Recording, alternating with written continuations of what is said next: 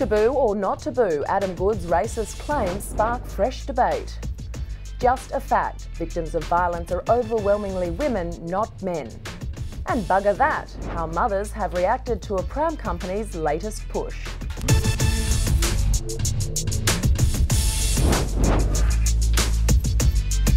Hello and welcome to Backlash, the show where opinions matter the most and controversy is king. And joining me every week in the studio, the women who say it how it is. Rendezvous editor Sarah Lamarquand and news.com.au's Melissa Hoyer. Ladies, as always, so good to see you on this Wednesday. Let's get straight into our first topic, which is one that's really dividing our nation. AFL star Adam Goodes is on the brink of walking away from the game for good. It comes as a result of mounting pressure from fan behaviour during games. Every time the Indigenous Australian of the Year gets the ball, the crowd erupts into a chorus of boos and hisses. Goodes claims it's racist and should be put to a stop, but many others claim it's just a way of ruffling the opposition, even if it is a bit unsportsmanlike. While that sounds legitimate, almost, we can't ignore the fact the booing is clearly being targeted at Goodes and Goodes alone. But why? Well, it all started when a 13-year-old fan shouted out, "You're an ape," during a game. Goodes understandably was upset at what he took as a racist slur. He then pointed at the girl until stadium officials took her away on her own, crying unaccompanied by an adult. Goodes then proclaimed that racism had a face, and it was a 13-year-old girl. Adam Goodes was hailed a hero by many and was subsequently awarded Australian of the Year. But while one side was praising him for raising awareness of Australia's racism issues, others were questioning his behaviour toward that little girl. Many believe Adam Goodes, a rich, powerful 33-year-old elite sportsman, should not have done what he did to a defenceless, underprivileged child who didn't even know the term ape was racist. Sarah, what do you think? It's complicated. It is really complicated. What's not complicated is that ape is a racist slur, and it's completely unacceptable to yell that in the direction of Adam Goodes, and that adults have actually repeated what that 13-year-old girl did is unacceptable. I also think it is unacceptable that 13-year-old girl was escorted through a jeering crowd on her own and left unaccompanied. So yes, this is a complicated issue, and unfortunately we're not discussing it in a complicated way. The debate seems to be had at the extremes. There's one camp that's saying all you people that attend AFL games are racist. This is a racist country. If you have issues with Adam Goodes, you're a racist person.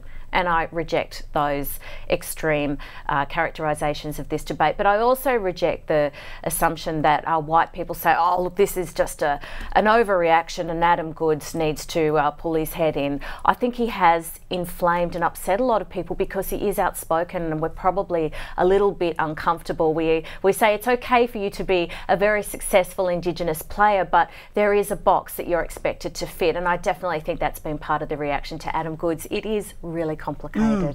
Well, whether you love him or loathe him, Adam Goodes is clearly suffering from the behaviour of fans. But is it actually racist, or is it just clear dislike of his character? And should the AFL be responsible for Goodes' sense of victimhood, or should he, Mel?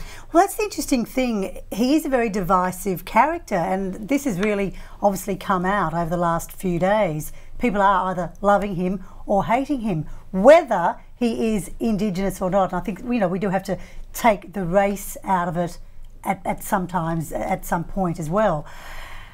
It is, you can't make people like you. If you as a sportsman, as a politician, as a whatever, are not particularly liked by footballing fans or the football-going public, it's very hard to make people like you. So it is your own responsibility though to sort of create a character or an air about you that is potentially likeable. So I don't think it is the responsibility of a bigger picture company to be responsible for whether you out there like Adam Goodes or not. All right, well, we will leave opinion obviously to you as viewers. Feel free to share that on our websites. Our next topic though, and there seems to be a growing trend among men when the issue of domestic violence is raised or discussed. It seems that after years of ignoring and sweeping the issue under the rug, the men in our society finally want to be included. Unfortunately though, it's for the wrong reason. More and more in response to the fight against domestic violence, men are asking the same question, and that is, what about us? While there are situations where males fall victim to domestic violence, the data we have is clear on one thing: the overwhelming majority of victims are still women, aren't they, Sarah? Yes, they absolutely are, and international data on this shows 97% of perpetrators of domestic violence are male. Here in Australia, police say that 10 to 15% of the domestic violence incidents that they're called out to involve male victims. So the facts are very clear that the overwhelming majority of domestic violence victims are women. Now, that's not to say that some men aren't, and they shouldn't be ridiculed or shamed or belittled in any way. They should be able to come forward. They should be taken very seriously and afforded all the same resources and support that female victims of domestic violence are rightfully entitled to. This discussion has really flared up a lot in the digital era. Obviously, I edit a website, and any discussion that we have on Rendezvous about domestic violence, it's always the men jumping on there and saying, you know, what about men? And it's really taking the oxygen out of the debate. This is a fantastic piece that Lauren Novick from the Adelaide Advertiser has written about it. We've seen a lot of feisty commentary online, and what's been great is a lot of men are coming on and saying, I'm actually embarrassed as a man to see so many men getting defensive. Let's accept the facts and let's take ownership of this. No one's saying all men are bad. They're just saying the most domestic violence victims are women, not men. It's just a fact. Yeah, well, it's not wrong for men to ask the question, as Sarah said. The problem is there hasn't been a lot of clarity on that answer. While there are women who manipulate the family court process or belittle their partners with withering bitterness, we've all been there on a slightly less extreme scale, it's the spectrum of abuse that really needs to be heading the response to the men's question, what about us, isn't it, Mel? Well, because the degree of abuse, and again, going back to the stats that Sarah was telling us, the degree of abuse is usually a hell of a lot different. Obviously, the abuse directed towards women by men is usually very physical.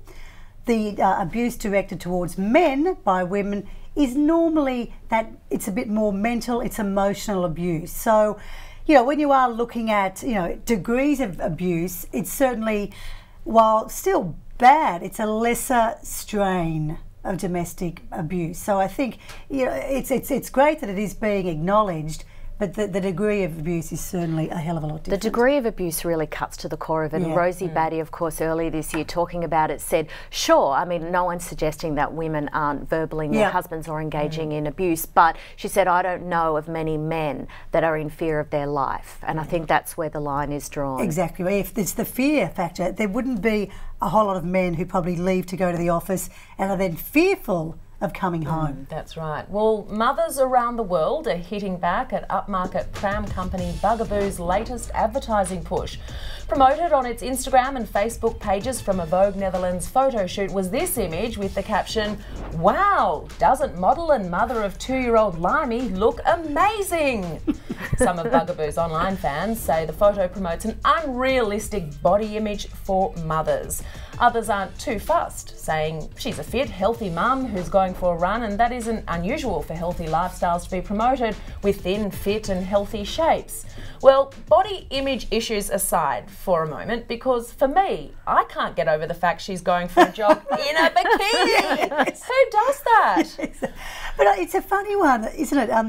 I think good on them. I mean, I look at that and I don't for 1 minute think, oh my God, I'm not going to buy that pram because I don't look like her. No. Good on this girl. She is a model. Yay, that's her job. She looks extraordinary. She's in a bikini. Yeah, why And for me, the marketing campaign works. It makes me want to try harder and make myself a little bit more disciplined too.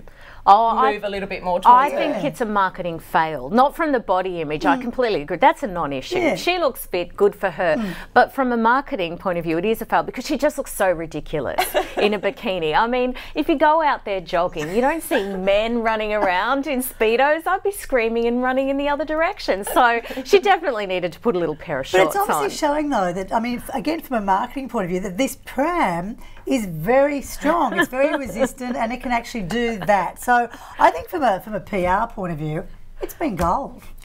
All right, before we end up, let's take a quick look at this week's shock frock, and not so much of a shock because it looks bad, but more because she's 46 and really revealing quite a lot here. And we are talking about Jennifer Lopez's birthday suit, almost quite literally. Ladies, what do you think of this one?